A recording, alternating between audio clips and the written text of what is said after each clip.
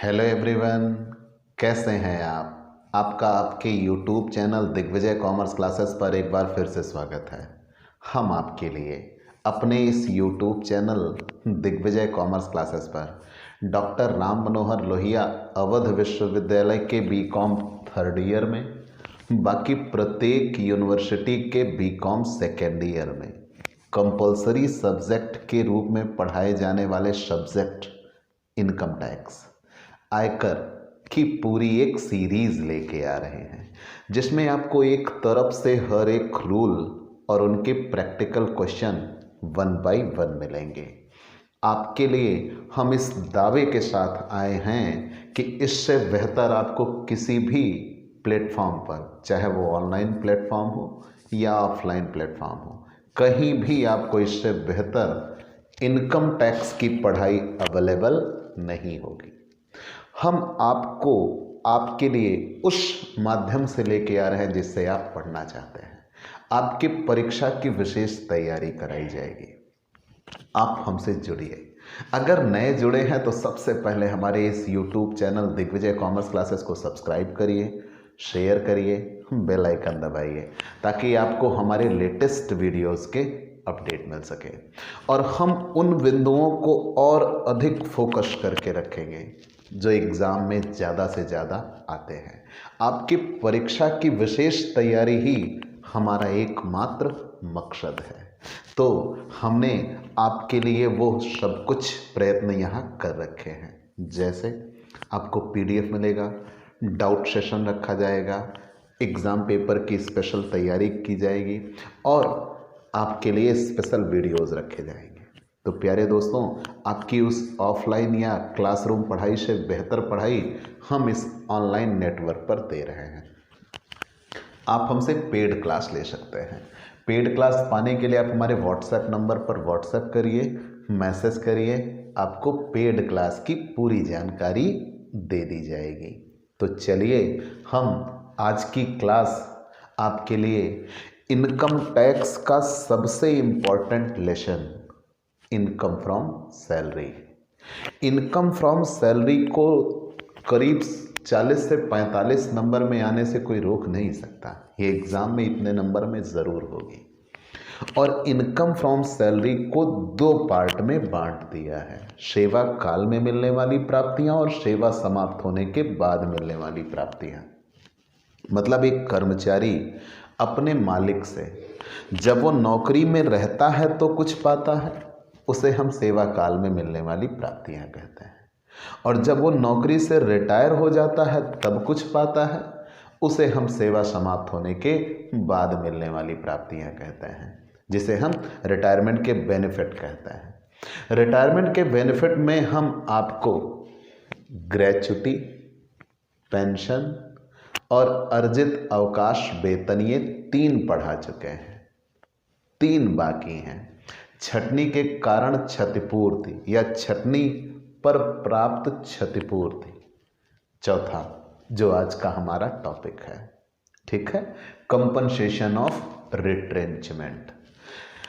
अगर कोई कर्मचारी, हम एक तरफ से इसके बारे में सारे रूल्स बताते हैं, इसका प्रैक्टिकल क्वेश्चन भी हम आपके लिए लेके आएंगे। जस्ट आज ये पूरा नियम डन हो जाएगा। और अगर ये 10 नंबर में पूछा गया ना, तो आपको याद आएंगे ये मेरे शब्द, हम आपको वो बेहतर क्लास देने जा रहे हैं। तो चलिए दोस्तों, शुरुआत करते हैं। किताब में थोड़ा अजीबोगरीब दिया गया है, हम सिस्टमेटिक ढंग से आपको बताते हैं, ठीक है। तो मान लीजिए कोई कर्मचारी है, किसी जगह काम कर रहा है और अभी उसकी नौकरी बची हुई है। मैं ये शब्द क्यों कह रहा हूँ, नौकरी बची हुई है? जैसे आप किसी संस्था में काम पे लगे और वहाँ रिटायरमेंट की एज फिक्स की गई है कि जब आप इतने साल के हो जाएंगे तो आपको रिटायर कर दिया जाएगा। जैसे अदर स्टेट में 60 साल है, बिहार में 58 साल है, कभी कभी 62 कर दिया जाता है। ये रिटायरमेंट की एज है कि आप इतने साल होने तक, अपनी उम्र के इतने पड़ाव तक आप नौकरी कर सकते हो। तो मतलब अभी आप 60 के हुए नहीं हो, मतलब अभी आपकी रिटायरमेंट की उम्र दूर है। लेकिन आपके मालिक द्वारा आपको काम से निकाल दिया जाए। आपकी नौकरी अभी समाप्त नहीं हुई थी, मतलब अभी आपके सेवा के सारे वर्ष पूरे नहीं हुए थे, आपकी सेवा भी कुछ और वर्षों तक हो सकती थी, लेकिन आपके मालिक ने आपको निकाल दिया। हो सकता है आप काम करने के अयोग्य हो गए हों, ठीक है, लेकिन वो अलग परिस्थितियां होती हैं। अयोग्यता एक अलग बात है कि हम काम नहीं कर सकते, वो अयोग्यता होती है। छटनी उसे कहा जाता है कि आप योग्य हैं, आप काम कर सकते हैं, काम करना भी चाहते हैं और आपके अभी सेवा के वर्ष बाकी भी हैं, फिर भी आपके मालिक द्वारा आपको निकाल दिया जाए, उसे रिट्रेंचमेंट कहते हैं। जैसे आप जेट एयरवेज वगैरह में देखते हैं कि जब उनकी स्थिति खराब होती है तो कुछ पायलट और कुछ एयर होस्टेस और स्टाफ को वो निकाल देते हैं, वो छटनी होती है। मतलब मैंने क्या कहा, रिट्रेंचमेंट उसे कहते हैं। जैसे एक मान के चलिए कोई व्यक्ति हो, उसको अपने से या कोई चीज़ हो उसको काट के अलग कर दिया जाए, बिल्कुल वैसा।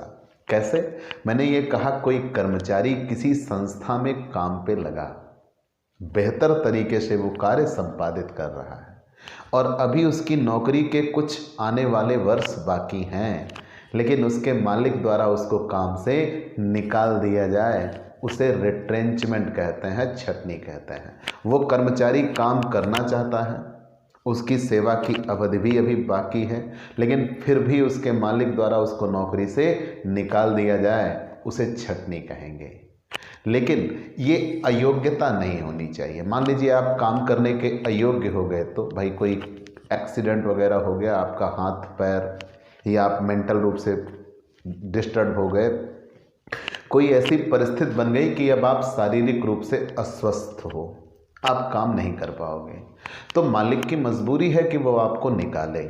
यहाँ उसकी बात नहीं होगी, यहाँ बात ये होगी कि आप काम कर सकते हो, काम पे हो भी, लेकिन आपके मालिक द्वारा कहा जाए भैया आज से बंद, हम आपको अब नौकरी पे नहीं रख पाएंगे, उसे रिट्रेंचमेंट कहते हैं। जैसे कोई व्यापार ही बंद हो जाए, तो जब व्यापार बंद हो जाता है तब उसे छटनी ही कहा जाएगा। व्यापार बंद, अब हम आपको काम पे नहीं रख पाएंगे, जाइए, ठीक। और दूसरा, मान लीजिए कोई एक जगह आप काम कर रहे थे, आपकी सेवाओं को किसी दूसरी जगह दे दिया गया, मतलब एक जगह के कर्मचारियों को दूसरी जगह भेज दिया गया। अब उस दूसरी जगह जो कार्य के हालात हैं वो पहली जगह से बेहतर नहीं हैं, वहाँ काम करने के हालात वहाँ से थोड़े बदतर हैं, तब जाहिर सी बात है उसे क्या कहा जाएगा, रिट्रेंचमेंट कहा जाएगा, छटनी कहा जाएगा, ठीक। तो ये चीज़ें भी छटनी में आती हैं। तो मैंने आपसे क्या कहा कि अगर कभी आप काम करने के योग्य हैं, काम करना चाहते हैं और अभी सेवा के वर्ष समाप्त नहीं हुए हैं, फिर भी आपके मालिक द्वारा आपको नौकरी से निकाल दिया जाता है, तब उसे छटनी कहते हैं, रिट्रेंचमेंट कहते हैं। चलिए, आपने डेफिनेशन तो जान ली। छटनी में व्यापार बंद होने के बाद अगर कर्मचारियों को निकाला जाए तो उसे भी छटनी कहते हैं। और अगर आपको एक स्थान से दूसरे स्थान पर भेज दिया गया, मतलब एक मालिक से दूसरे मालिक के यहाँ भेज दिया गया और वहाँ काम करने के हालात जो अब आपको मिल रहे हैं वो पहले से बेहतर नहीं हैं, तो उसे भी छटनी ही कहेंगे। इतना जान लेने के बाद ध्यान दीजिएगा, अब हम एक एक स्टेप पे आएंगे। क्या कर्मचारी को फ़ायदा होगा या नुकसान? श्योर है नुकसान होगा। कैसे? भाई, कर्मचारी ने अपने आने वाली सेवा को ध्यान में रख के अपने लिए योजनाएं बनाई होंगी कि अभी हमें इतने साल नौकरी करनी है, हम इतना कमा सकते हैं। उन बातों को ध्यान में रख के उसने अपने लिए फ्यूचर प्लान किया होगा। दूसरी चीज़, आपके यहाँ वो काम पे लगा और आप अचानक उसको बाहर निकाल दे रहे हो, तो जाहिर सी बात है ये उसके लिए बेहतर परिस्थिति नहीं है। ऐसी दशाओं में विवाद होता है, इंडस्ट्रियल डिस्प्यूट बनते हैं। क्या बनते हैं? Industrial dispute. तो जानिए औद्योगिक विवाद होते क्या हैं। किसी कारणवश अगर मालिक और मालिक में कोई टकराव की स्थिति आ जाए, मालिक और कर्मचारी के बीच में टकराव की स्थिति आ जाए, या कर्मचारी और कर्मचारी के बीच में टकराव की स्थिति बने, तो उसे ही औद्योगिक विवाद कहते हैं। तो अगर किसी मालिक द्वारा कर्मचारी की छंटनी की जाएगी तो मालिक और कर्मचारी के बीच में विवाद होना तय है, और ये एक औद्योगिक विवाद बन सकता है और ये विवाद बढ़ भी सकता है। आज जैसे मान लीजिए हम आपके यहाँ काम कर रहे हैं, आपने हमको तो निकाल दिया, तो जब हमको निकाल दिया तो जो अन्य श्रमिक वर्ग है वो भी अपने आप को असुरक्षित महसूस करना शुरू कर देता है। वो ये सोचना शुरू करेगा, भाई आज इनके साथ ये हुआ, कल हमारे साथ भी ये हो सकता है। तो वो एक संगठन में आपके सामने आएंगे और आपसे विवाद करेंगे कि ऐसा नहीं होना चाहिए। तो इन विवादों का परिणाम ये होगा कि संस्था को बहुत अधिक हानियां हो सकती हैं।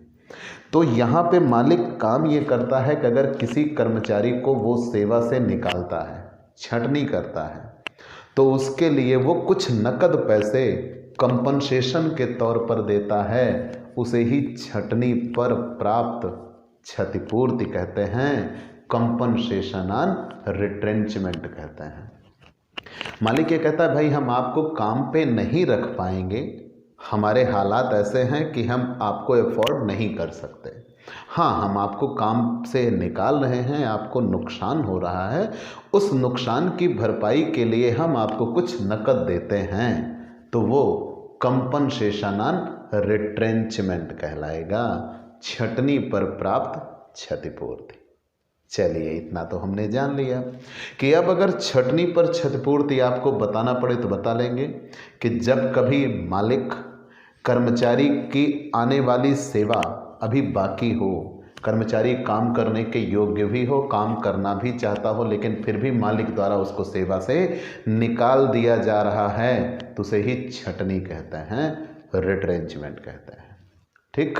और छंटनी होने पर ध्यान देना, मैंने क्या कहा, छंटनी होने पर मालिक कर्मचारी को कुछ ना कुछ नकद सहायता क्षतिपूर्ति के रूप में जरूर देगा, उसे छंटनी पर प्राप्त क्षतिपूर्ति कहेंगे।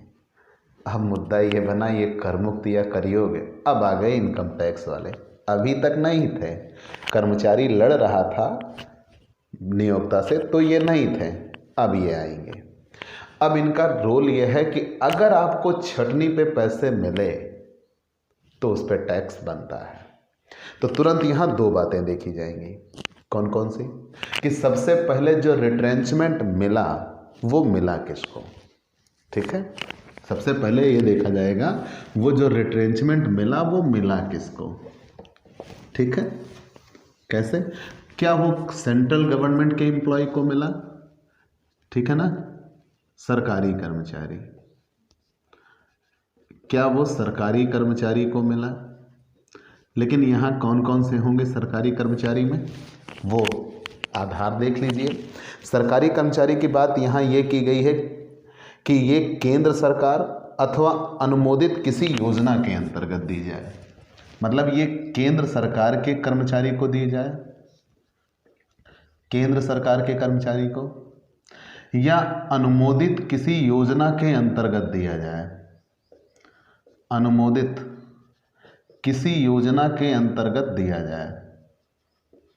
ठीक है, किसी मतलब वो कोई योजना होगी लेकिन अप्रूव्ड हो, उसके अंतर्गत दिया जाए, किसी योजना के अंतर्गत दिया जाए, तब फिर ये पूर्णतया करमुक्त होगी, फुल्ली एग्जेम्प्ट होगी, पूर्णतया करमुक्त।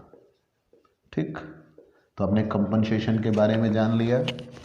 कंपनसेशन में क्या नियम बना कि अगर किसी कर्मचारी को कंपनसेशन मिला, अगर किसी कर्मचारी को कंपनसेशन मिला तो सबसे पहले इनकम टैक्स वाले ये जानना चाहेंगे, भैया करमुक्त है या करयोग्य। अगर टैक्सेबल है तो वेतन में जुड़ेगा, टैक्सेबल नहीं है तो सैलरी में नहीं जुड़ेगा। तो सबसे पहले हम उसकी करयोग्यता सिद्ध करते हैं। तो दो पार्टों में इनको बांट दिया जाता है। मान लीजिए वो केंद्र सरकार के कर्मचारियों को दिया जाए या अनुमोदित किसी योजना के अंतर्गत दिया जाए तो फुल्ली एग्जेम्प्ट होगा, पूरा पूरा करमुक्त होगा। और मान लीजिए अन्य दशाओं में दिया जाए तो मतलब केंद्र सरकार के कर्मचारी ना हो और किसी अनुमोदित योजना के अंतर्गत ना हो, अन्य दशाओं में दिया जाए तो,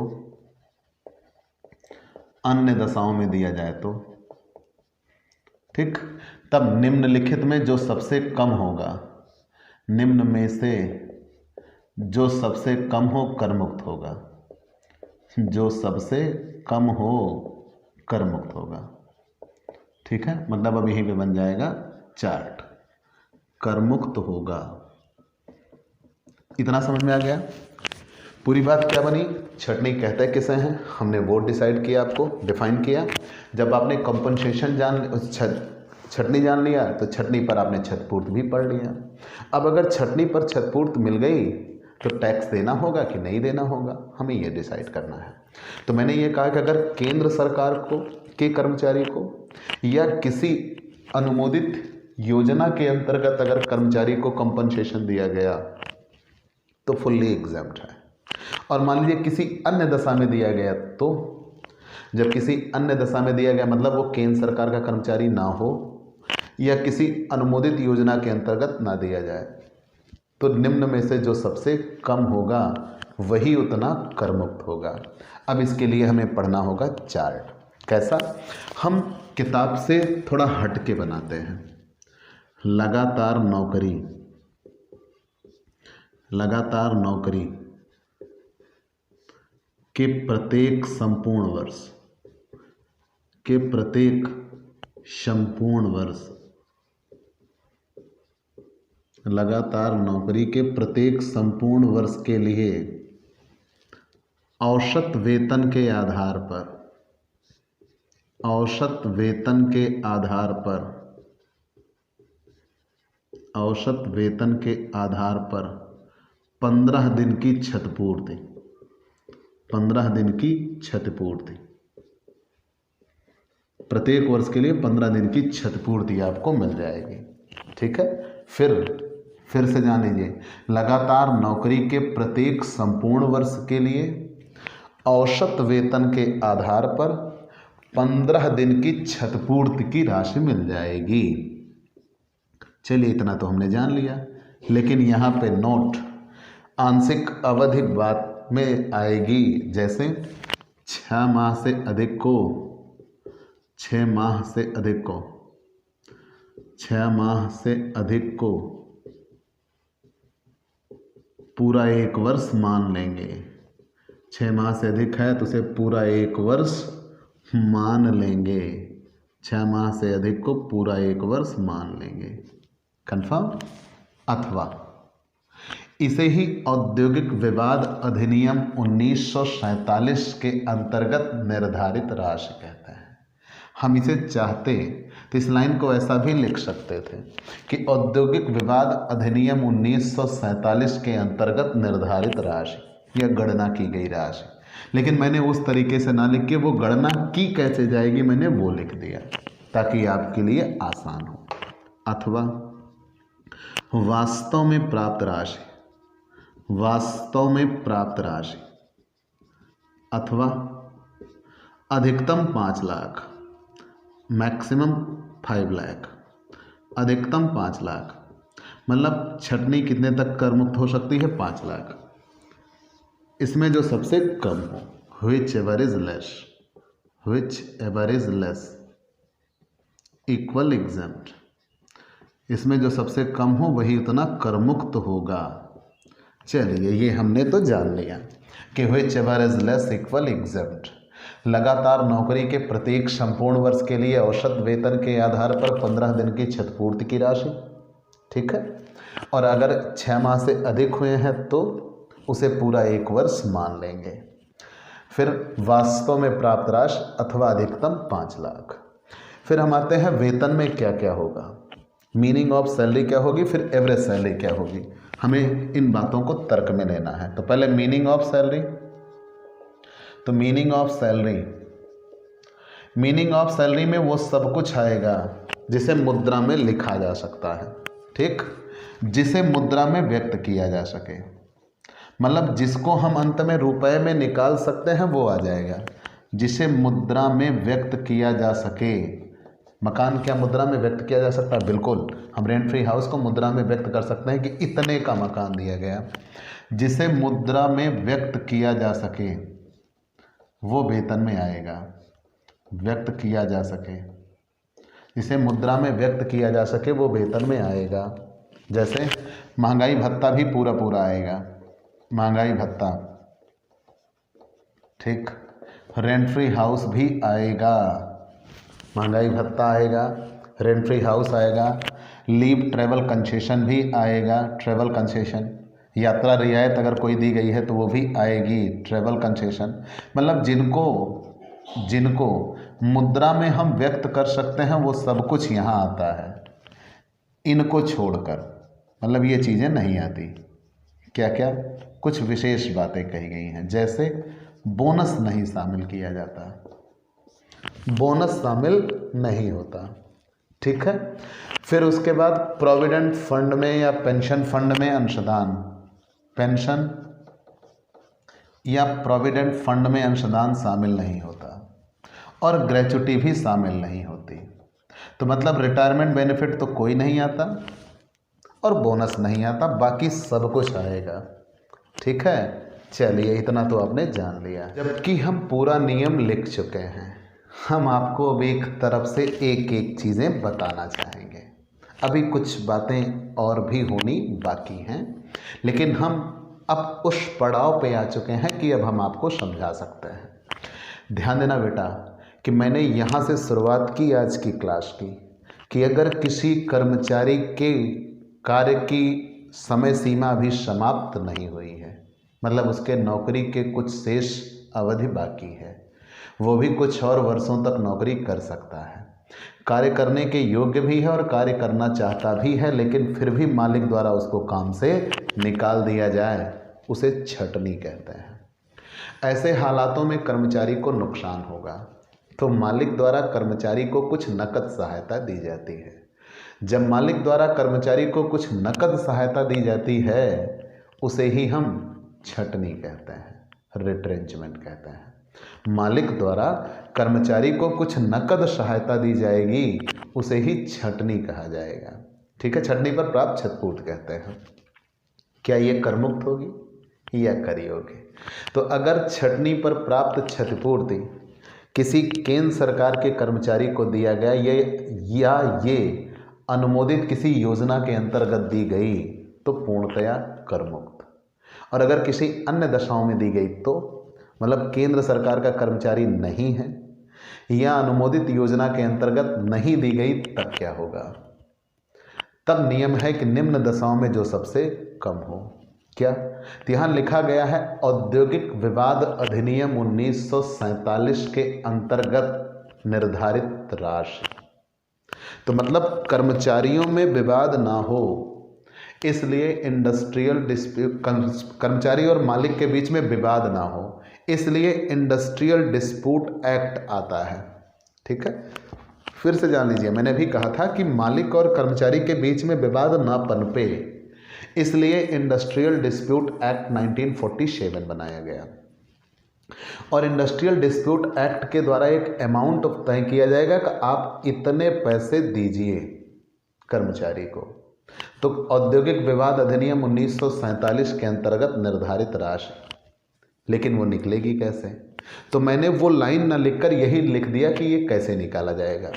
लगातार नौकरी के प्रत्येक संपूर्ण वर्ष के लिए औसत वेतन के आधार पर 15 दिन के लिए क्षतिपूर्ति दी जाएगी। 15 दिन की हर वर्ष के लिए क्षतिपूर्ति दी जाएगी। और ध्यान रहे, अगर 6 माह से अधिक नौकरी हुई है, मतलब वो एक सेक्शन बनता है, तो पूरा कर योग्य होगा। उसे पूरा 1 वर्ष मान लेंगे।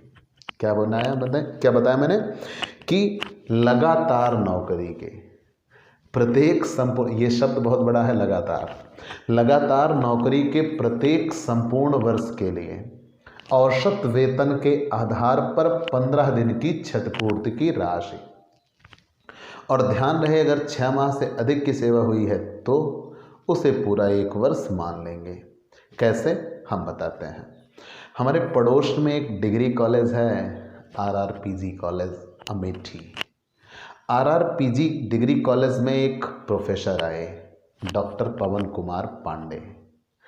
डॉक्टर पवन कुमार पांडे आए 2003-04 के सत्र में, और इन्होंने 2003-04 के सत्र में RRPG कॉलेज में पढ़ाया पूरे 1 साल।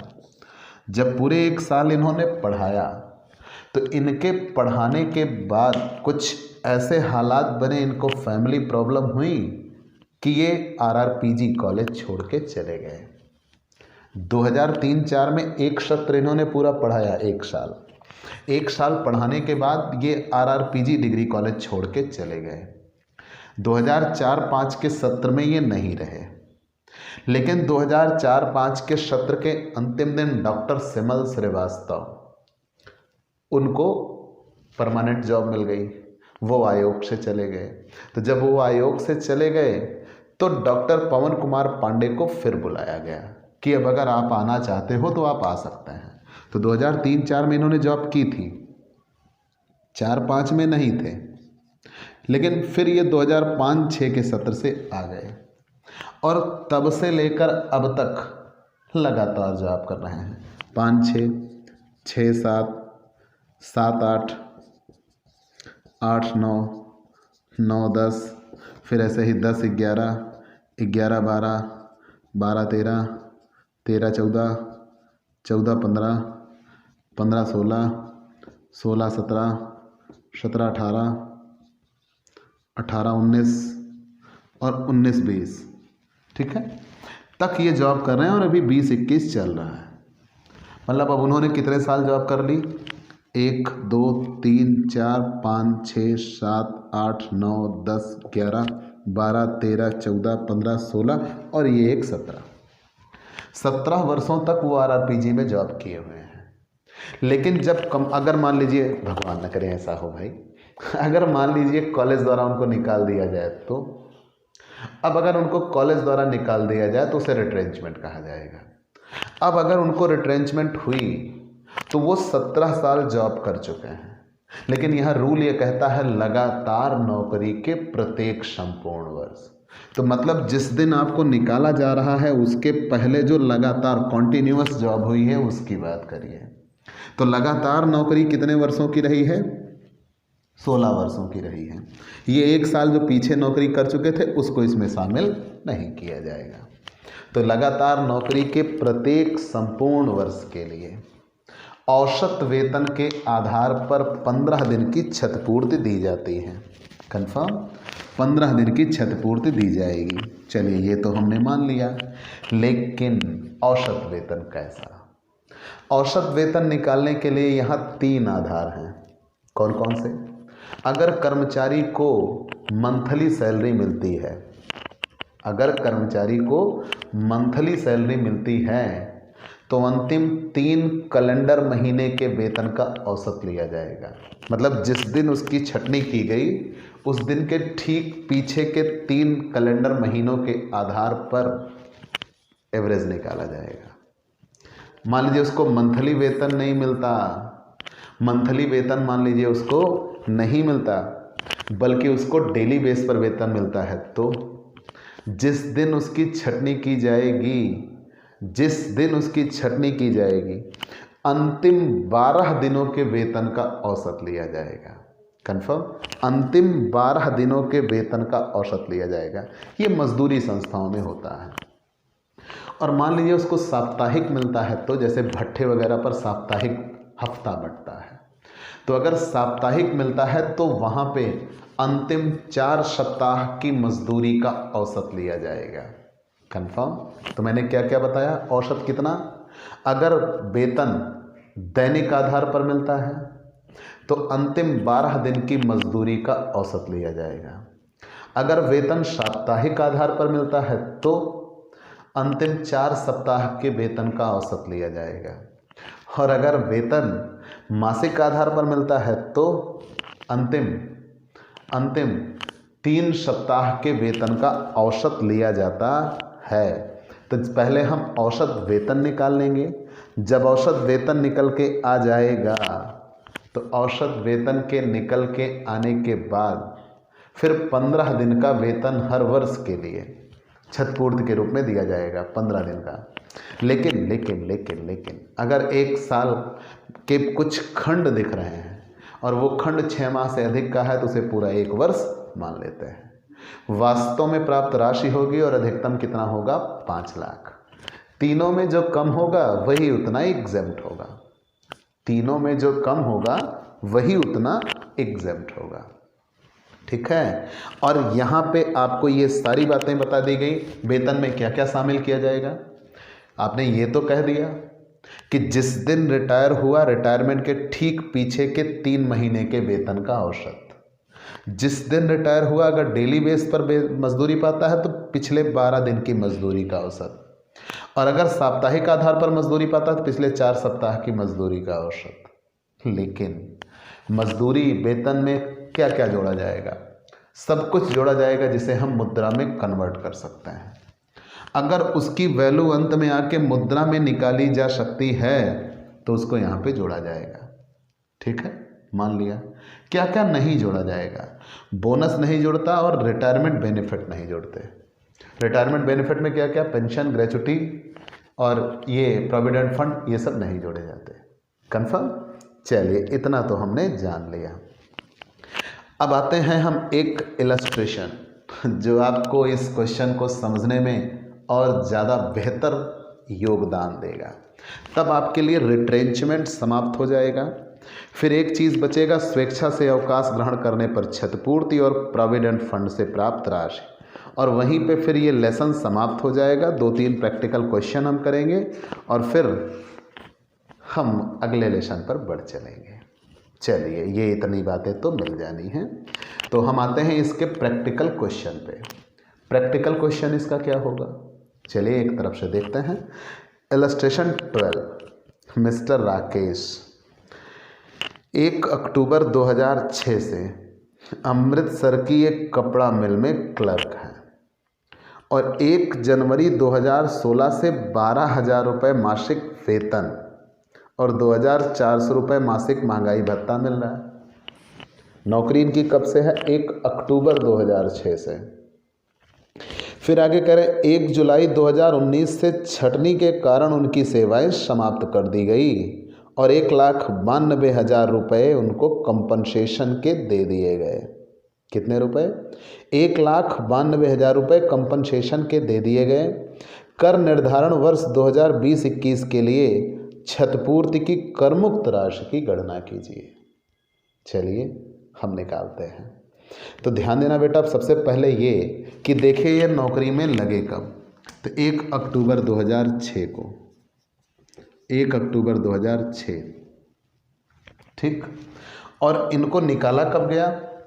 1 जुलाई 2019, 1 जुलाई 2019 को निकाल दिया गया। कितने साल? तो हम अक्टूबर से शुरुआत करेंगे तो अक्टूबर की ही बात करेंगे। अक्टूबर 2006 से अक्टूबर 2007 1 साल होगा।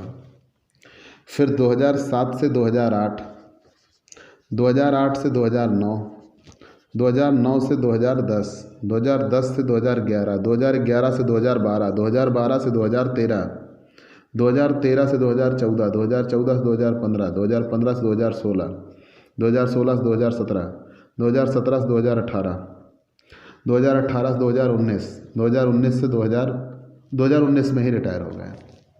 ठीक है ना, 18-19। अब 2019 से 2020 के बीच में रिटायर हुए हैं, वो भी कब? जुलाई में, जुलाई में रिटायर हो गए। ठीक है ना। आते हैं इधर। तो 2006 से 2007 1 साल, 2, 3, 4, 5, 6, 7, 8, 9, 10, 11, 12, 13 साल तो इनके पूरे पूरे हो चुके थे। लेकिन अक्टूबर से चल रहा है ना, तो अक्टूबर में 2019 में इनके पूरे होते कितने साल? 1, 2, 3, 4, 5, 6, 7, 8, 9, 10, 11, 12 साल तो इनके पूरे पूरे हो चुके हैं। 2019 के जुलाई में इनके 13वां साल पूरा होता। ठीक है ना। तो 1, 2, 3, 4, 5, 6, 7, 8, 9, 10, 11, 12 साल तो इनके पूरे हो चुके हैं। 13वां साल इनका कब पूरा होता? तो 13वां साल इनका पूरा होता अक्टूबर में, लेकिन ये रिटायर कब हो गए? जुलाई में। तो जुलाई, अगस्त, सितंबर, अक्टूबर में पूरा हो जाता। तो मतलब इनके कितने महीने? 12 साल 9 महीने नौकरी करके रिटायर हुए। 13वां साल पूरे होने में 3 महीने बाकी थे, तब इनको निकाल दिया गया। तो मतलब इन्होंने कितने साल नौकरी की? 12 साल 9 माह नौकरी की, 12 साल 9 माह। ठीक, यहाँ से आप देख सकते हो कैसे अक्टूबर 2006 में नौकरी पे लगे, अक्टूबर 2007 में 1 साल पूरा हुआ। 2 3 4 5 6 7 8 9 10 11 12, अक्टूबर 2018 में 2 साल पूरे हो चुके हैं। अब अक्टूबर 2018 से अक्टूबर, नवंबर, दिसंबर, जनवरी, फरवरी, मार्च, अप्रैल, मई, जून, जुलाई, ठीक है, निकाल दिया गया। तो जब निकाल दिया गया तो केवल कितने महीने बने थे? 9 महीने। तो 12 साल 9 महीने बाद इनको निकाल दिया गया। तो यहाँ पे ये कहा गया है कि लगातार नौकरी, जब से ये नौकरी पे लगे बीच में हटे नहीं थे, तो मतलब इनकी लगातार नौकरी ही रही है। मतलब कितने साल? अब 13 साल, क्योंकि 6 माह से अधिक को पूरा 1 वर्ष मान लेंगे तो ये 9 माह भी 1 साल मान लिया जाएगा। तो इनकी नौकरी कितनी हुई? 13 साल। अब औसत वेतन निकालते हैं। औसत वेतन क्या होगा? तो औसत वेतन के लिए आपने यह भी पढ़ा था कि जिस दिन वो रिटायर हो, अगर वेतन उसको मासिक आधार पर मिलता है तो पिछले 3 महीने के वेतन का औसत लेते हैं। अगर साप्ताहिक आधार पर मिलता है तो साप्ताहिक आधार पर मिलता है पिछले 4 सप्ताह का, और अगर दैनिक आधार पर मिलता है तो पिछले 12 दिन का। तो यहाँ देखिए इनको वेतन मासिक आधार पर मिल रहा है। मिस्टर राकेश 1 अक्टूबर 2006 से अमृतसर की कपड़ा मिल में क्लर्क हैं और जनवरी 2016 से 12,000 रुपये वेतन और 2,400 रुपये महंगाई भत्ता। तो दोनों मिला के इनको हर महीने कितने मिल रहे थे? इन्हें मुद्रा में व्यक्त किया जा सकता है ना। तो वेतन, बेसिक सैलरी 12,000, महंगाई भत्ता मिल रहा है 2,400, दोनों मिला के कितना मिल रहा है? 14,400 महीने का। तो अंतिम 3 माह के वेतन का औसत, तो अंतिम 3 माह का वेतन क्या क्या आएगा? अब हम इसे मिटा सकते हैं, आप स्क्रीनशॉट ले सकते हो।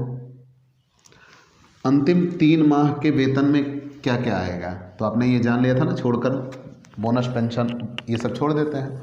तो अंतिम 3 सप्ताह के वेतन में क्या क्या जुड़ा? मूल वेतन, अंतिम 3 माह के वेतन में मूल वेतन 12,000 रुपये हर महीने, 3 महीने का 36,000। महंगाई भत्ता 2,400 हर महीने, 3 महीने का 7,200, तो आ गया 43,200। तो एवरेज कितना आएगा? 43,200 डिवाइडेड बाई 3, तो 14,400। ये आ गया एवरेज। अगर एवरेज सैलरी आ गया, हमने क्या पढ़ा नियम कि अगर मंथली वेतन मिलता है तो अंतिम 3 माह के वेतन का औसत। तो जुलाई 2000 इनको जनवरी 2016 से 12,000 मिल रहा था, तो ऐसा तो कहा नहीं गया बीच में बढ़ाया घटा है, तो अभी भी 12,000 मिल रहा होगा। 2018-19 में भी, 19-20 में भी 12,000। महंगाई भत्ता 2,400 मिल रहा है, वो भी मिल रहा होगा। इन दोनों को मुद्रा में व्यक्त कर सकते हैं, तो 14,400 आया एवरेज। चलिए मान लिया 12,000 1 महीने का, 3 महीने का 36,000, 2400 1 महीने का, 3 महीने का 7,200, 43,200, तो एवरेज निकल गया 14,400 के आधार पर 15 दिन की क्षतिपूर्ति। तो अब 14,400 के आधार पर 15 दिन का, तो जब 15 दिन का निकालना हो तो तुरंत बटे 2 कर देते हैं। तो यहाँ 14,400, ठीक है, 14,400 बटे 2 कर दीजिए। ये 15 दिन का निकालने का तरीका होता है, या 15/20 आप कर सकते हैं, 15/30, या आप क्या कर सकते हैं 15/30, ठीक है। तो ये कट जाएगा, 1/2 हो जाएगा। तो 14,400 गुणे 13 मतलब 7,200 गुणे 13, तो आ जाएगा 93,600। वास्तव में प्राप्त राशि क्वेश्चन में दिया है 1,92,000 और अधिकतम 5 लाख। तीनों में कम कौन सा है? तो 93,600 यही इतना करमुक्त होगा। कंफर्म। आप इसी फॉर्मेट पे रखकर ये क्वेश्चन सॉल्व करेंगे। हम आपके लिए हेडिंग बना देते हैं कि इस हेडिंग पे आप क्या लिखते। चूँकि क्वेश्चन है प्रैक्टिकल क्वेश्चन, भाई हमारा फॉर्मेट बना था इसलिए हमने मिटाया नहीं। आपको फिर से फॉर्मेट बनाना होगा, फॉर्मेट बना के तब क्वेश्चन सॉल्व करना होगा, ठीक है। तो computation of exempt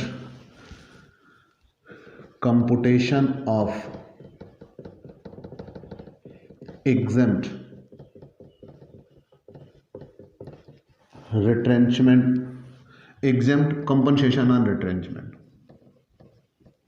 compensation on retrenchment.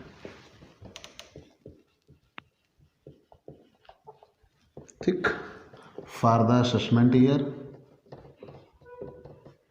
2020-2021। ये रहा प्रैक्टिकल क्वेश्चन और कौन सा है, इलस्ट्रेशन 12। ठीक, और ये क्या है, नॉन गवर्नमेंट एम्प्लॉय।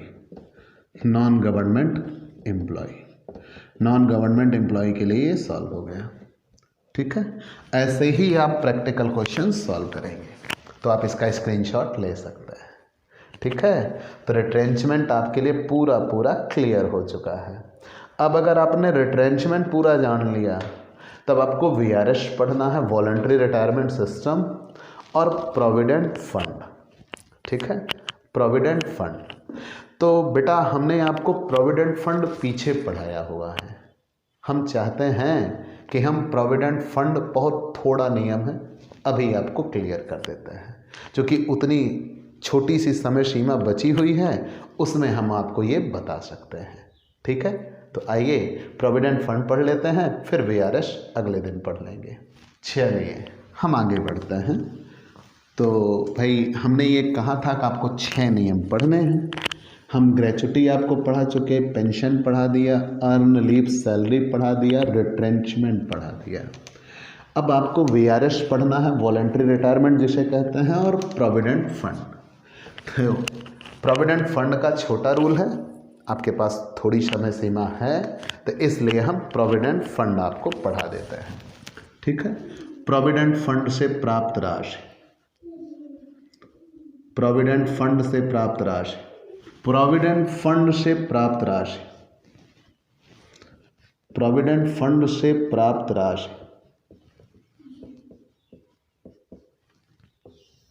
ठीक, हमने आपको बताया है कि प्रोविडेंट फंड 3 होते हैं मुख्यतः। कौन कौन से? एक वैधानिक प्रोविडेंट फंड, एक प्रमाणित प्रोविडेंट फंड, एक अप्रमाणित प्रोविडेंट फंड। ठीक है, वैधानिक प्रोविडेंट फंड भारतीय प्रोविडेंट फंड अधिनियम 1925 द्वारा अधिकृत होता है। वैधानिक प्रोविडेंट फंड, ठीक है, ये सब पीछे आप पढ़ चुके हैं, अलबत्ता मैंने 2 बार इसको पढ़ाया था। वैधानिक प्रोविडेंट फंड ये 1925, भारतीय प्रोविडेंट फंड अधिनियम 1925 है। फिर प्रमाणित प्रोविडेंट फंड, प्रमाणित प्रोविडेंट फंड,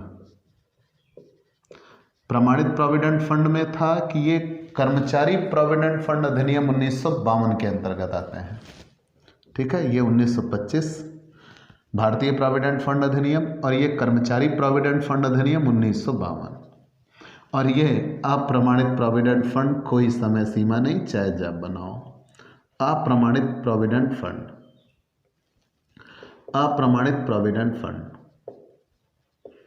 तो अब आप पिछले लेसन में तो आप ये पढ़े थे, हम एक यहाँ ये छोटा सा काम आपको याद दिला देते हैं। पहले खुद का अंशदान पढ़ते, ये पीछे आप पढ़ चुके हो, स्वयं का अंशदान।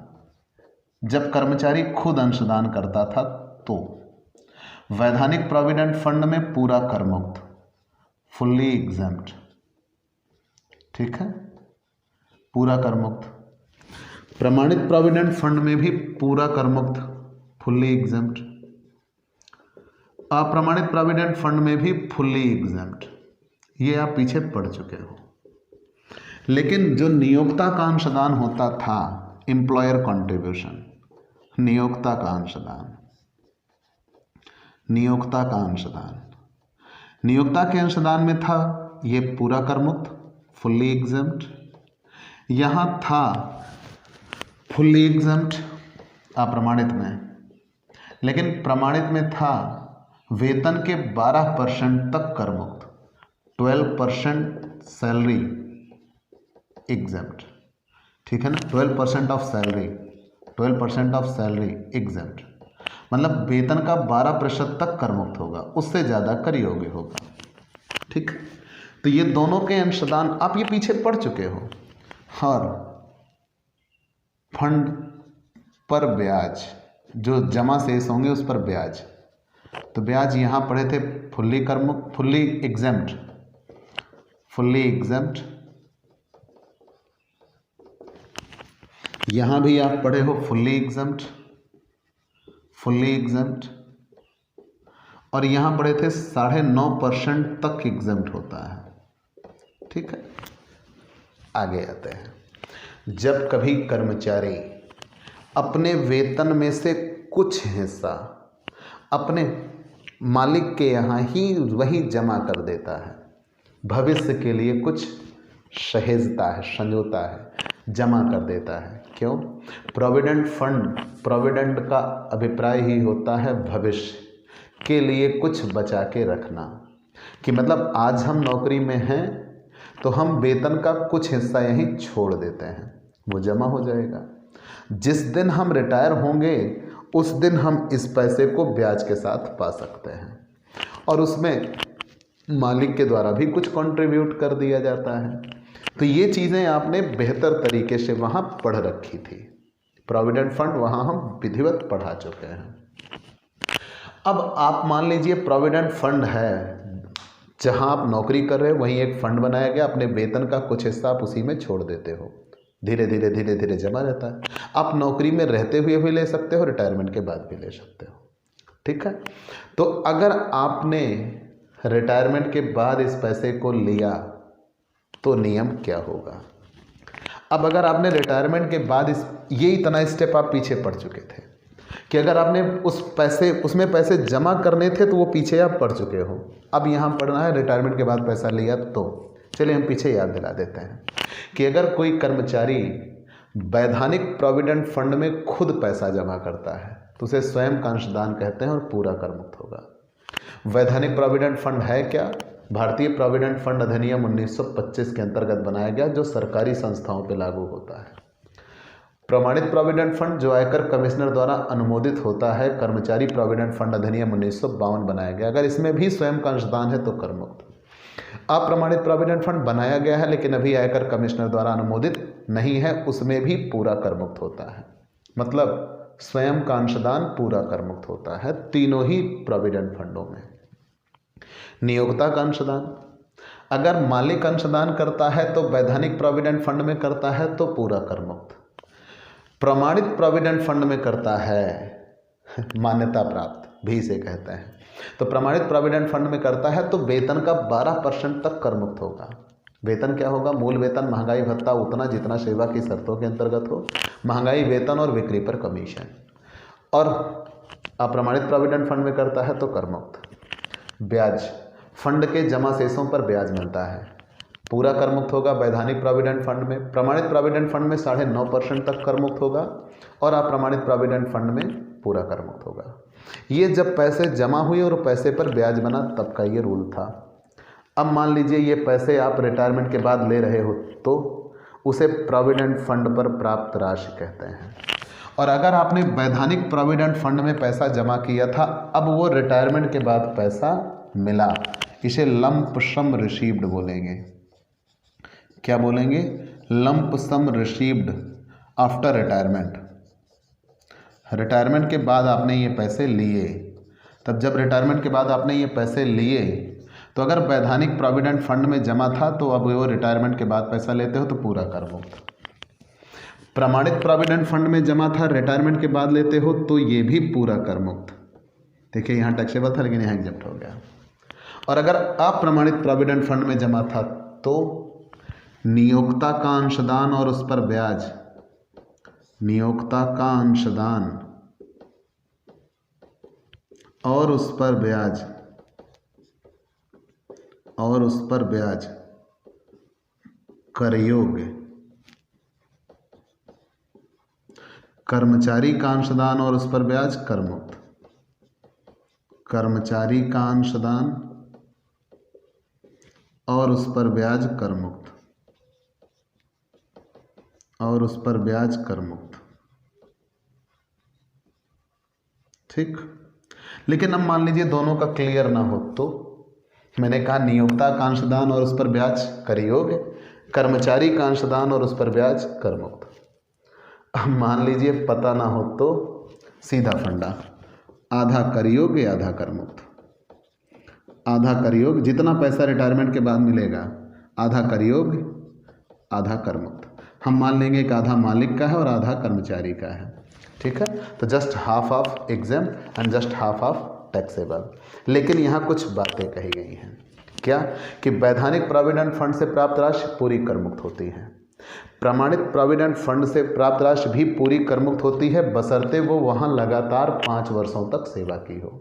अगर लगातार 5 वर्षों तक सेवा नहीं हुई है तो फिर उसमें भी कर योग्यता आ जाएगी, ठीक है। या अगर 5 वर्ष पूरे नहीं हुए तो हो सकता है व्यापार ही बंद हो गया हो या उसकी छटनी कर दी गई हो, तब भी उसके पूरे पैसे कर मुक्त हो जाते हैं। आगे आ जाते हैं तो मेन चीज़ें यही मिलेंगी कि अगर अप्रमाणित प्रोविडेंट फंड से प्राप्त हुआ तो आधा कर मुक्त और आधा कर योग्य। तो प्यारे दोस्तों, आप प्रोविडेंट फंड भी पढ़ चुके हैं, तो आपको ये क्लास कैसी लगी हमें ज़रूर बताइएगा। आपके लाइक और कमेंट का इंतज़ार रहेगा। आप हमसे पेड क्लास ले सकते हैं। पेड क्लास पाने के लिए आप हमारे व्हाट्सएप नंबर पर व्हाट्सएप करिए, मैसेज करिए, आपको पेड क्लास की पूरी जानकारी दे दी जाएगी, जिसमें आप बहुत थोड़े से शुल्क का भुगतान करके हमसे रेगुलर क्लास पाएंगे, पीडीएफ मिलेगा, डाउट सेशन रखा जाएगा, एग्ज़ाम पेपर सॉल्व कराए जाएंगे। तो ये सब कुछ पाने के लिए आप हमसे पेड क्लास लीजिए। और अगर आप नए जुड़े हैं तो सबसे पहले हमारे इस YouTube channel Digvijay commerce classes को सब्सक्राइब करिए, शेयर करिए, बेल आइकन दबाइए, ताकि आपको हमारे लेटेस्ट वीडियोज़ के अपडेट मिल सकें। तो आज की क्लास में इतना ही। चलते हैं दोस्तों, बाय बाय दोस्तों।